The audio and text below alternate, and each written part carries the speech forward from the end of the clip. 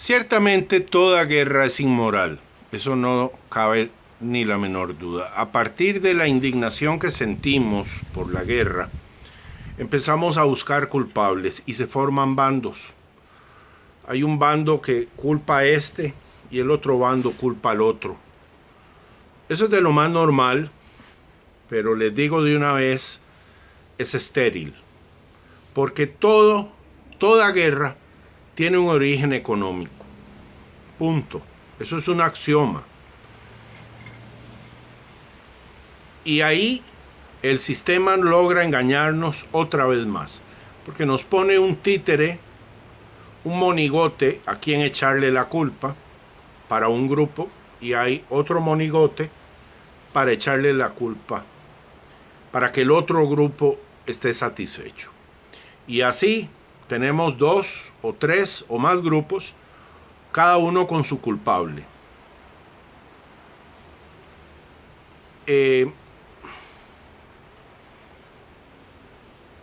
Nadie piensa, porque tal vez no queda claro en la población que toda guerra tiene un origen económico. Nadie se le ocurre que el culpable de las guerras son los bancos centrales. Por tanto, el culpable de la guerra de Ucrania es un banco central. ¿El banco central de dónde? El más grande, el más poderoso, que es tan sui generis que no se llama Banco Central, se llama Reserva Federal. Sistema de Reserva Federal, que ni es sistema ni es federal. La Reserva Federal es una empresa privada que maneja el dinero de los Estados Unidos, del país más poderoso del mundo, y a la vez, al manejar la moneda de Estados Unidos, está manejando la divisa de reserva internacional. Para los que no les queda claro, la divisa de reserva internacional es la que se ha acordado que se utilizará para el comercio internacional. Así las cosas, los culpables son siempre los bancos centrales. Pruebas de ello, mire, son abundantes, hay que referirse a la historia, pero sobre todo a la historia económica. El proceso es bastante interesante. El proceso de cómo desencadenan estas guerras tiene que ver con el sistema económico, tiene que ver con algo que se llama la reserva fraccionaria, el sistema bancario de reserva fraccionaria que crea dinero nacido del aire. Pero también tiene que ver con los políticos que controlan al Banco Central de su país y que lo ponen a que genere dinero nacido del aire para pagar compromisos políticos, por ejemplo. Esta realidad es la que ocultan. Nos ponen a un Putin para ser odiado, o a un Obama para ser odiado, o un Trump, o un Stalin, o un Lenin, o lo que quiera. Sin embargo, eso es una ilusión. Eso es un engaño. La realidad es que el dinero nacido del aire genera inflación. El nombre técnico inflación, en su acepción más pura y más antigua, que ya ahora la están modificando para confundirnos un poco más, significa inflación de la masa monetaria. ¿Qué significa esto? Que producen dinero de la nada. Y ahí ustedes pueden empezar a preguntarse, ¿cómo se produce dinero de la nada? Es decir, si puedo producir dinero de la nada, también puedo producir dinero de algo.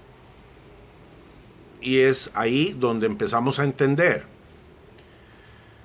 Un banco central, un banco específicamente, se supone que tenga oro en sus bóvedas, porque se considera al oro como la forma más pura de dinero. Y eso tiene que ver con algo muy extraño de la de la psique del ser humano, que es que alrededor del mundo, en diferentes culturas, el oro encanta a las personas. Y en su forma más pura se considera que lo único que tiene valor intrínseco, aparte de la comida que nos hace vivir, aparte de la ropa que nos protege de las enfermedades, así como las casas, las habitaciones que nos protegen del frío, de las inclemencias del tiempo, lo único que se considera que tiene valor intrínseco a nivel monetario es el oro. Y a partir de la tenencia de ese oro, de ese verdadero dinero, podemos entonces emitir dinero papel. Pero primero hay que tener oro. Y esa fue la metodología que se utilizó toda la vida. Sin embargo, quien administra ese oro termina siendo corruptible. ¿Por quiénes? Por el gobierno. Y entonces se han creado un montón de mafias alrededor del mundo que son las causantes de la guerra. Esta es una explicación sencilla y somera que quiero que permanezca corta para que todos puedan entender. Y si alguno de ustedes no está entendiendo, su servidor con muchísimo gusto le puede explicar. Simplemente contáctenos en Martín Valores e Inmobiliaria en Facebook, Tao y Economía en YouTube. También estamos en Twitter, en Instagram y tenemos nuestro propio sitio web. ¿Okay? Volvamos a Ucrania. ¿Qué es lo que realmente ocurrió? Si ustedes revisan un poco la historia, en el 2014 fue donde comenzó este conflicto. Y es un conflicto que obedece a las diferencias tan grandes que hay entre dos poblaciones de este país, Ucrania. Una de las poblaciones es de origen ruso. Ellos hablan ruso y tienen una cultura rusa. Es decir, son rusófilos, amantes de la cultura rusa. Y son cristianos ortodoxos. Mientras que la otra parte de Ucrania son más eurófilos, son más amantes de la cultura de Europa y son cristianos católicos. ¿Okay? Hay que recordar que Ucrania era una de las repúblicas soviéticas de la Unión Soviética. Que Nikita Khrushchev, unos le dicen Khrushchev, otros le dicen Khrushchev, nació en Ucrania y como él presidió la Unión Soviética, en algún momento se le ocurre a él que Ucrania merece la independencia. Fue una decisión personal de Stalin y se la otorgó y pasó a ser un país independiente. Pero remontándonos más en la historia, más bien encontramos el origen de Rusia en Ucrania. Cuando hace como 1000 años, unos vikingos se establecieron ahí, empataron con los eslavos y crearon lo que se conoció como Rus de Kiev. Luego se expande y nace el Imperio Ruso. ¿Okay? En el 2013 aparece Victoria Nuland, segunda a bordo en el Departamento de Estado durante el gobierno de Obama. Hay un video que ya he publicado en un par de ocasiones y si no tienen la fuente es sencilla, Victoria Nuland, Ucrania 2014. Ahí aparece ella siendo personera del gobierno de Obama con logotipos detrás de ella de la marca Chevron y la marca Mobil, grandes petroleras, y ahí ella explica que van a arreglar Ucrania porque Ucrania hay que arreglarla. Todo esto, Ucrania pues ha tenido gobiernos corruptos, unos más corruptos que otros, nada extraordinario. Bien, interviene Victoria Nuland y a los pocos meses hay una revolución, entre comillas, que se conoce como la revolución de Maidán, y derrocan a un presidente que fue electo constitucionalmente, Yanukovych, y ponen a otro. Y Putin responde y dice: esto no procede así, no estoy de acuerdo, y empieza a apoyar a los separatistas de la región de Donbass, pero va más allá, agarra y toma Crimea, la península de Crimea, lugar de una importancia histórica innegable, pero además de un valor estratégico extraordinario. Y también Crimea es rusófila. Lo que hace Putin es convocar a un plebiscito y arriba del 90% de la población votó por integrarse a la Federación Rusa y abandonar Ucrania. Eso desató la furia de Occidente. Por aquel entonces Obama habló de una línea roja que no podía cruzarse, la cruzó 7 veces Putin. Y ahora Crimea desde entonces es parte de la Federación Rusa.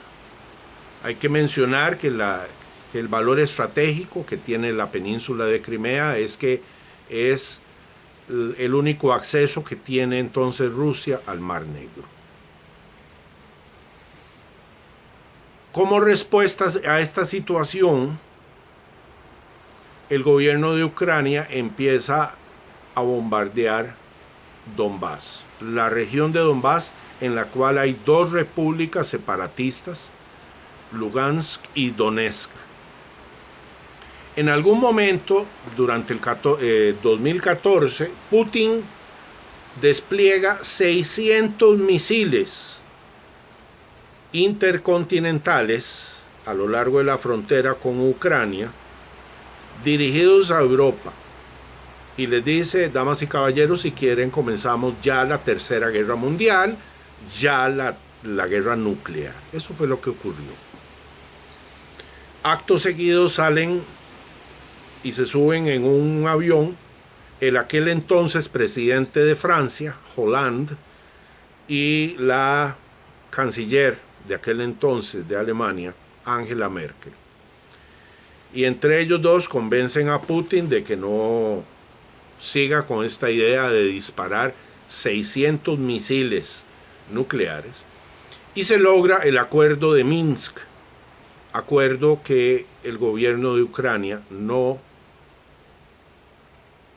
honró, no hizo absolutamente nada durante 8 años, hasta que llegamos a la situación actual. Todo lo anterior es para contarles qué es lo que realmente ocurrió. El problema no nació hace poco, nació hace 8 años, justamente en la época en que Martín Valores iniciaba. Por eso es que lo recuerdo perfectamente, porque me tocó estudiar el caso, porque justamente estábamos iniciando en ese momento. ¿Qué va a pasar? Puede pasar de todo, puede no pasar nada. Puede ocurrir la tercera guerra, que sería nuclear, y el fin de la civilización tal y como lo conocemos ahora.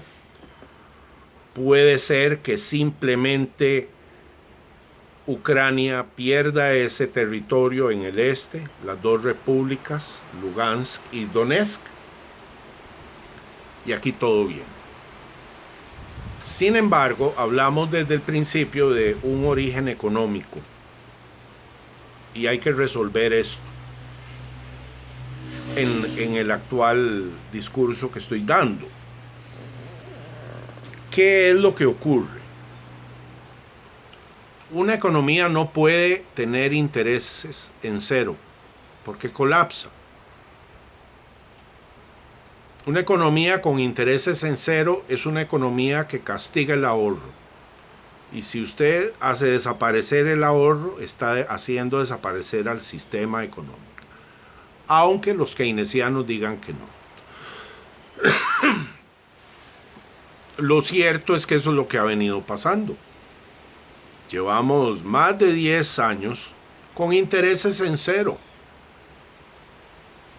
forzando las cosas cada vez más en una metodología absurda que es crear dinero nacido del aire para pagar deudas y volver a crear para pagar deudas. En realidad las deudas no se están pagando.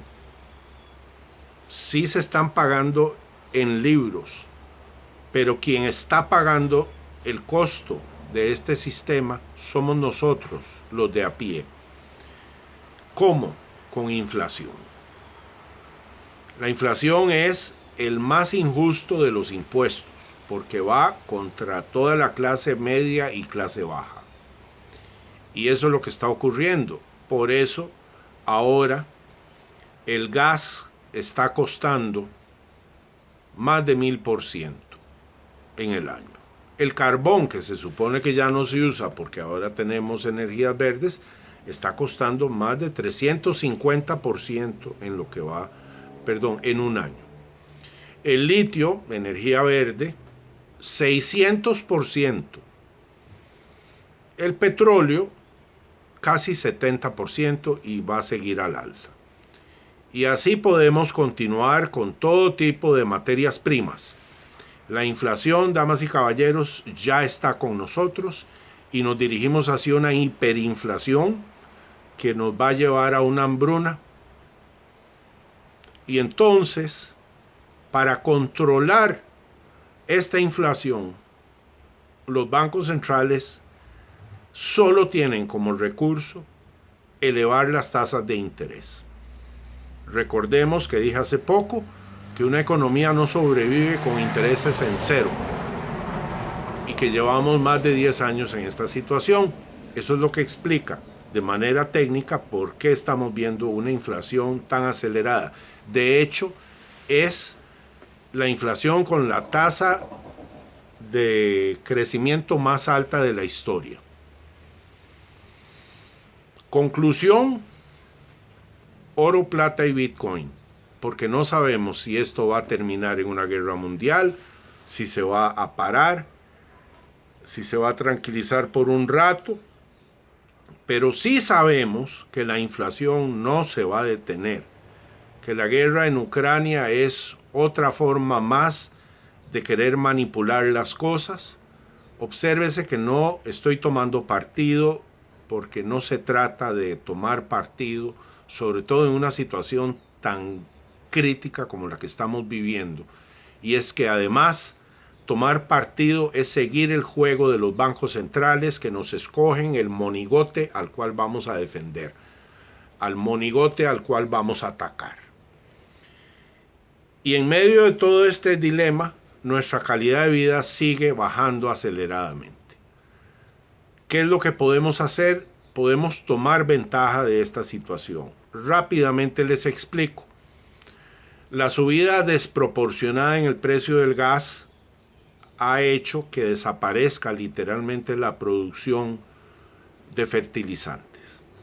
Nos enfrentamos ya a un aumento del 30% en el costo de los fertilizantes en algunos países, y en otros ya está costando 60% más, y eso nos garantiza que el precio de los alimentos, sea el que sea solo agrícola o sea también cárnico, va a aumentar y va a aumentar desmedidamente. Entonces, no va a haber fertilizantes muy pronto. Nosotros producimos basura orgánica. Si la ponemos a descomponer, obtendremos fertilizantes hechos en casa y podemos, si no queremos venderlo, podemos utilizarlo para sembrar nuestros propios alimentos. Entiendan de una vez que no va a haber trigo, no va a haber maíz, no va a haber muchísimos insumos, materias primas para los alimentos, y que de haberlo va a salir muy caro. Entonces, si no está interesado en salvarse con oro, plata y Bitcoin, tal vez esté interesado en producir fertilizantes naturales, que son mejores que los artificiales, que los químicos, digamos, y que van a tener precios exageradamente altos. Mi mensaje es entonces que ante una situación tan angustiante, echemos para adelante, no veamos solo lo negativo, sino también lo positivo. Y dejo esto acá para que el video no se haga muy extenso, y si tienen algún comentario, alguna pregunta, me encanta cuando lo hacen. Y bueno, estoy a su servicio. Muchísimas gracias. Cuídense y nos vemos pronto. Chao.